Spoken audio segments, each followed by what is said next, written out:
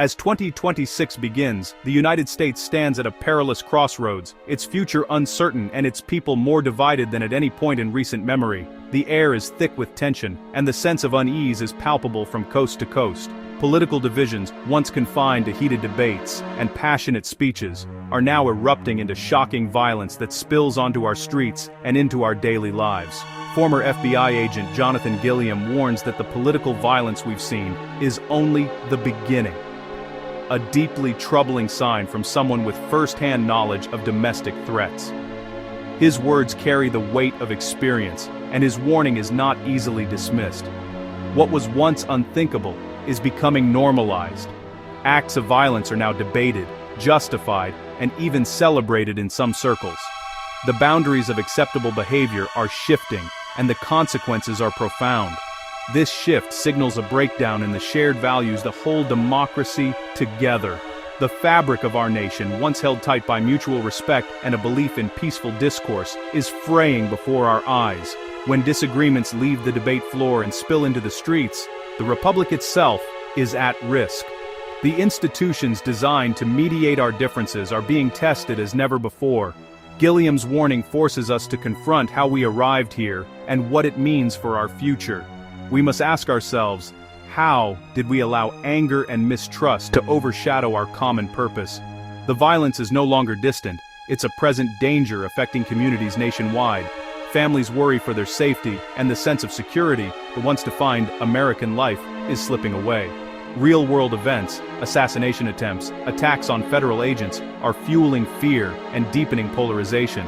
Each new incident adds to a growing sense of instability and dread. What began as heated arguments has escalated into deadly assaults, showing that peaceful conflict resolution is failing. The cost is measured not just in lives lost, but in the erosion of trust and hope. We're caught in a cycle where violence breeds more violence, and anger deepens division. The longer this continues, the harder it will be to find a path back to unity. To understand this crisis, we must examine the events, ideologies, and consequences driving this surge. Only by facing the uncomfortable truths can we hope to find solutions. Ignoring the problem only emboldens those who see violence as a political tool. Silence and inaction are no longer options if we hope to preserve our democracy. This essay explores the roots of the crisis and what can be done to pull the nation back from the brink. The time to act is now, before the divisions become irreparable and the violence becomes our new normal. The road to today's political violence is marked by a series of shocking milestones, each more alarming than the last. Over the past few years, the boundaries of political discourse have been shattered, replaced by a dangerous willingness to resort to violence. In 20,000 tears and 40,000 in 2024, 2 assassination attempts on Donald Trump stunned the nation, exposing the vulnerability of political figures and the growing threat to public safety at even the most heavily guarded events. On July 13th, Thomas Crooks opened fire at a Trump rally in Pennsylvania, wounding Trump before being killed by Secret Service. The attack sent shockwaves through the country, raising urgent questions about security and the motivations behind such violence. Just 2 months later, another plot emerged. Ryan Ruth was discovered in a sniper's hide near Trump's Florida golf club, his intentions clear and chilling. Authorities intervened just in time, preventing another potential tragedy. These were not random acts. They were ideologically driven attempts to change American politics through bloodshed. The attackers were motivated by deep-seated beliefs, convinced that violence was the only way to make their voices heard. The violence only intensified after the election, as political tensions boiled over and confrontations became more frequent and more dangerous. In September 2025, Charlie Kirk, founder of Turning Point USA, was assassinated, a chilling escalation targeting not just candidates, but influential voices shaping the national conversation. The attack left the political world reeling, and many questioning who might be next. The killer Tyler Robinson used a bullet engraved with, "Hey fascist, catch," turning murder into a political statement. The message was clear. This was not just about one person, but about sending a warning to an entire movement. This act showed how political opponents are now seen as enemies to be eliminated, rather than fellow citizens with different views. The line between protest and violence has blurred, fueling a cycle of retaliation and fear. The attack ignited debate about how rhetoric and dehumanization inspire real-world violence. Pundits and politicians argued over who was to blame, but the underlying issue remained: words can become weapons. The pattern continued.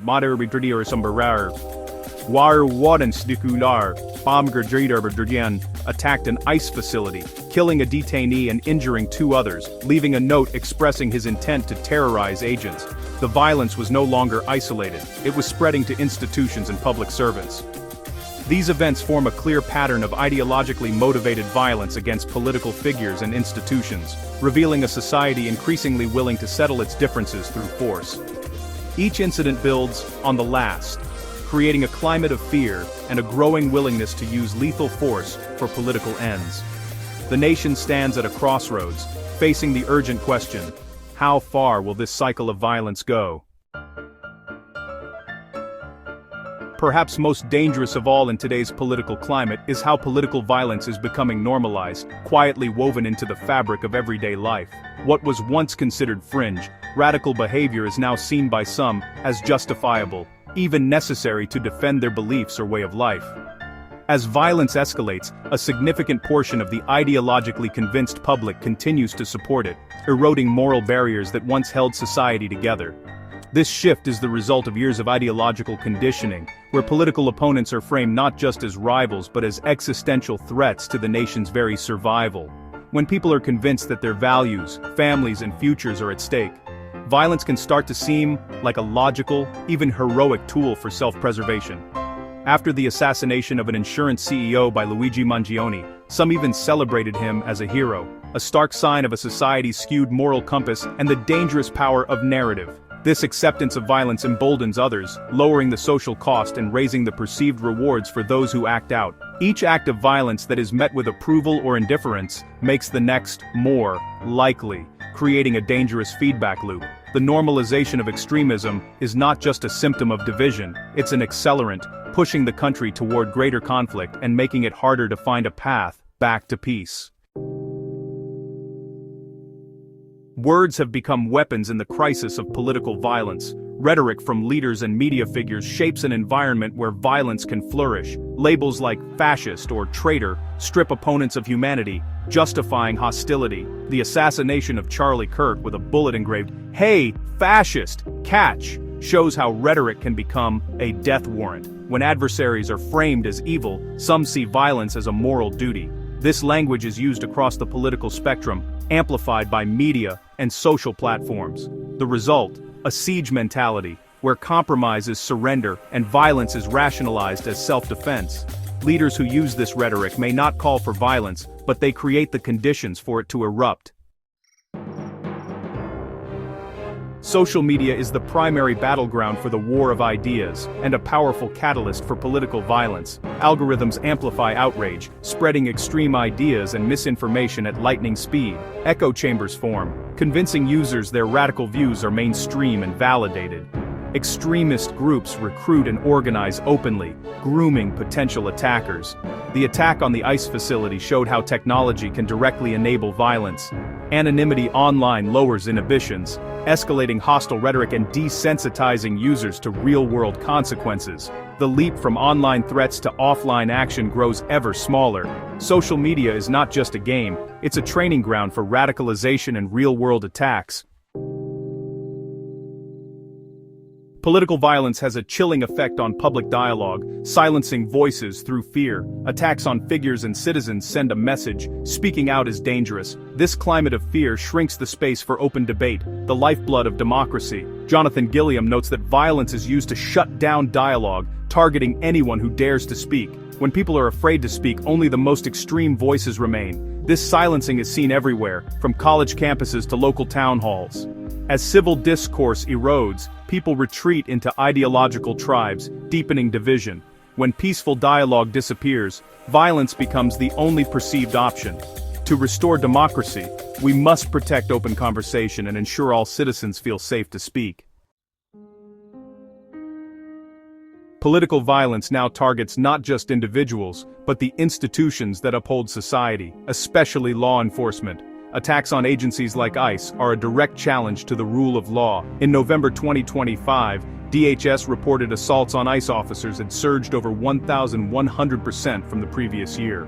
The attack by Joshua John, who tracked agents and left a note vowing terror, was a premeditated strike against the institution.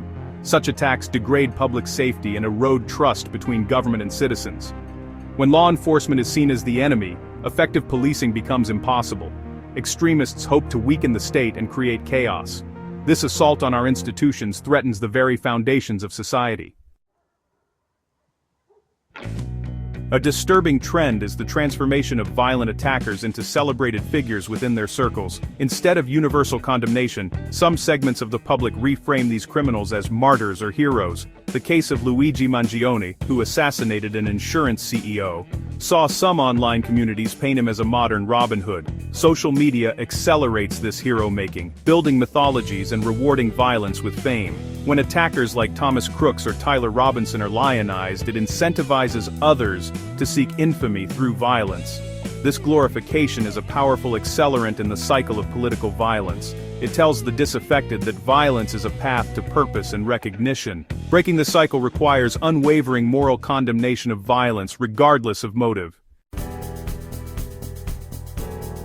Confronting political violence demands action at every level of society. Leaders must abandon demonizing rhetoric and model respectful disagreement. Communities should foster face-to-face interaction and dialogue across divides. Education in media literacy and civics can build resilience against radicalization. We must all commit to de-escalation, listening, rejecting inflammatory posts, and supporting unifying leaders. The path away from violence is difficult, but essential.